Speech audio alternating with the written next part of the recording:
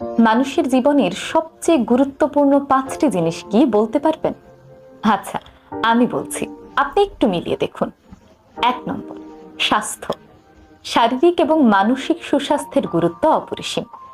আপনি যতই সফলতা বা অর্থ উপার্জন করেন না কেন, শারীরিক অসুস্থতা এবং মানসিক অশান্তিতে আপনি কোনো কিছুই উপভোগ করতে পারবেন না। 2 নম্বর, সম্পর্ক এবং ভালোবাসা।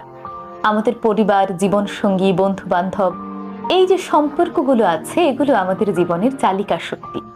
আমাদের সম্পর্কগুলো যদি সুন্দর না হয়, তাহলে আমাদের জীবনে নানা রকম অশান্তি সৃষ্টি হয়।